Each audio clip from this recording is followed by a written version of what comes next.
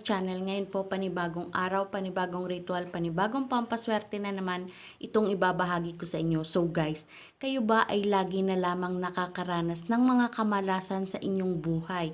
Yung tipo ba na puro utang, puro kagipitan, laging ubos-ubos ang pera, laging nagkakasakit, yung mga ganyan guys, yung puro kamalasan na lang yung inyong nararanasan. Kung meron mang swerteng dumating sa inyo, ay agad rin nawawala. So meron akong ibabahagi sa inyong ritual para tuloy-tuloy ang swerteng darating sa inyo. Pero bago ko umpisahan ang video natin ito, disclaimer po muna sa mga taong hindi po naniniwala sa ganitong ritual o sa ganitong gawain, paki-skip na lang po ang video ito at humanap kayo ng video na gusto nyo. At kung kayo ay bago lang dito sa channel ko at nagustuhan nyo ang video ito, huwag nyo na pong kalimutan mag-subscribe at i-click na rin ang tiny bell para maging updated kayo kapag may bagong videos ako na i-upload tulad ng ganito. So ngayon guys, puro kamalasan na lang ba ang nararanasan ninyo?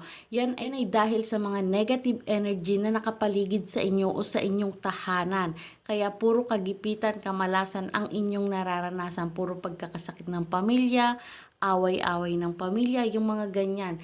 Dahil yan sa mga negative elements na nakapaligid o nakatira sa inyong tahanan. So meron akong ritual para yan ay mawala at magdala ng swerte itong ating pampaswerteng ito. So ito yung kailangan natin dito sa ating ritual na ito. Kailangan natin dito na baso, maliit, malaki, pwede nyong gamitin yan. Basta clear at babasagin ang inyong gagamitin.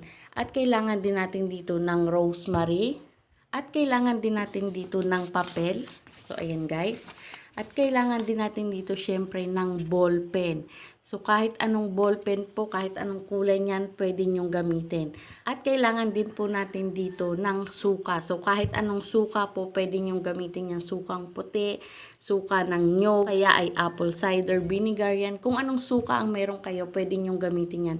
So kapag kompleto na lahat ng kailangan nyo dito sa ritual natin ito, humarap lamang sa silangan. At dyan natin uumpisahan itong magandang ritual na ito para mataboy ang mga kamalasan at swerte na ang pumalit. So ganito lang guys ang inyong gagawin. Lagyan nyo lang ng suka itong ating basong ito o yung shot glass na gagamitin nyo. Konti lang na suka ang inyong ilalagay. Hindi naman kailangan na sobrang daming suka. Ayan.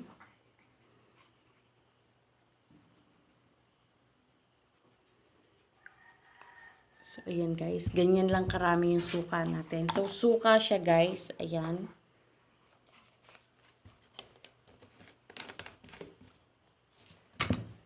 So, pwede po ang sukang puti kung yun ang meron kayo. Kung anong suka yan, pwede nyo yung gamitin. At ganito ang inyong gagawin. So, ito ay susulatan nyo ng date kung kailan nyo siya ginawa.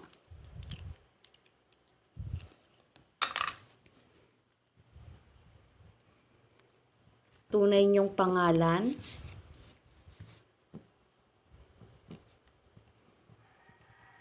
At mga kahilingan na walang sana. So, lahat po ng kahilingan nyo ay walang sana. Kasi kung may sana yan, 50-50 na matupad o hindi yan. So, mas lamang pang hindi talaga siya natutupad. Kaya mas maganda kapag hihiling kayo sa mga pampaswerte nyo, ay dapat wag nyong lalagyan ng sana.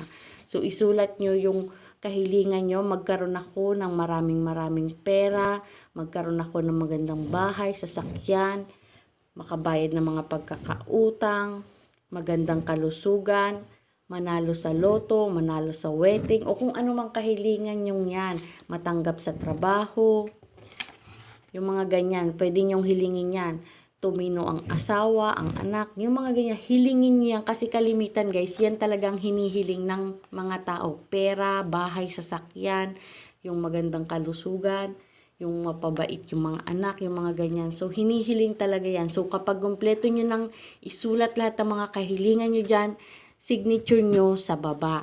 At pagkatapos, ito ay tutupiin nyo ng papalapit sa inyo. 3 beses nyo siyang tutupiin. Habang tinutupi ito, kiniklaim nyo na matutupad lahat ng aking mga kahilingan. Tatanggap ko na ang maraming pera, magkakaroon na ako ng magandang bahay. Kiniklaim ko lahat ito ay matutupad.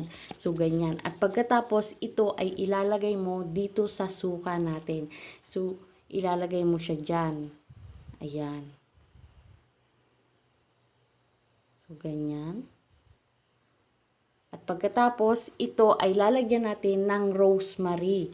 So, damihan nyo ang paglalagay kasi napakaganda po ng rosemary na magtupad din ng ating mga kahilingan.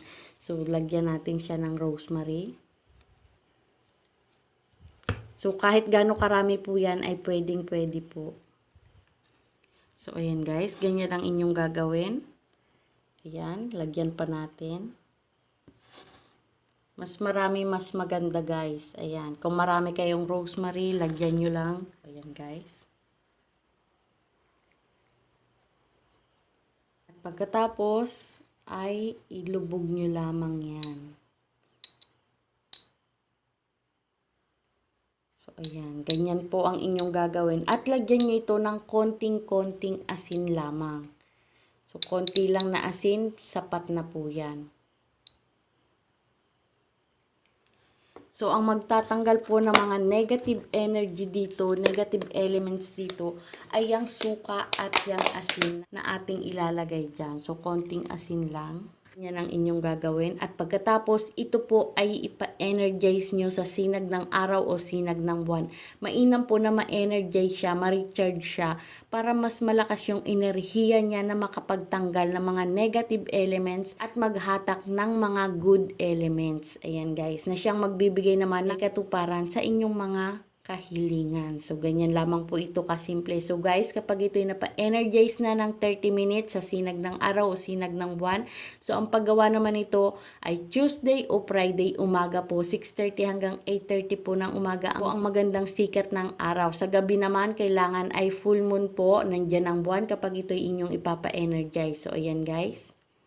At pagkatapos, ito po ay ilalagay nyo sa inyong main door. Sa gilid lamang po ng main door nyo o kaya sa entrance ng bahay ninyo, sa gilid lamang po, dun sa tipo na hindi siya matatapon, hindi siya pansinin, dun nyo po siya ilalagay. Kung kayo naman ay nangungupahan at kwarto-kwarto lang ang meron kayo, pwede po sa gilid ng pintuan ninyo. Dun nyo siya ilagay.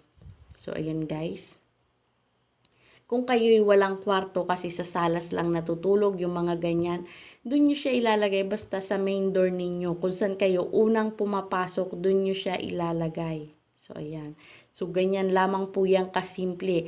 Magtutupad ng mga kahilingan nyo at magtataboy ng mga bad energy na nakapaligid sa inyo at sa inyong tahanan. So, ito po ay hahayaan nyo doon hanggang sa maubos ang sukang ito. Pero kung ito'y mangamoy na, magkaroon na siya yung tipo ba na masakit na sa ilong. So, ang gagawin nyo naman dito, pwede nyo na siyang palitan. Pero kung hindi siya nangangamoy, hayaan nyo lamang siya doon na maubos yung suka nito. So, ganun guys. At pagkatapos, itong laman nito sa loob ay inyong itatapon sa malayo. O kaya sa basurahan o kaya naman ibaon nyo sa lupa. So, ganun ang gagawin nyo dito sa laman nito sa loob. Pag ubos na yung suka na yan. So, hanggat hindi nauubos yan, huwag nyo muna siyang papalitan. Pero kapag nangamoy siya, palitan nyo na rin siya. So, ganun ang inyong gagawin. So, ganyan lamang po kasimple itong ating pampaswerteng ito. So, ito guys ay napakabisa po kung ito'y inyong paniniwalaan at dapat yung mga ginagawa nyong pampaswerte niyan ay 100% na naniniwala ka para magdulot talaga yan ng swerte sa inyo. At bukal sa kalooban nyo, ang paghiling dito, nanggaling sa puso nyo, ang paghiling dito ay siyang tunay pong matutupad yung inyong mga ninanais na yan. So, ayan guys.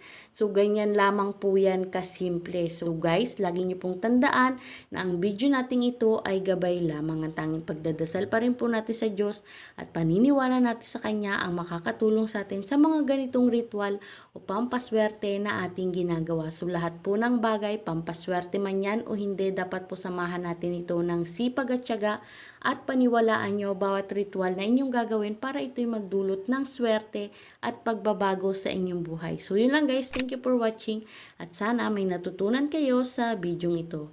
Bye!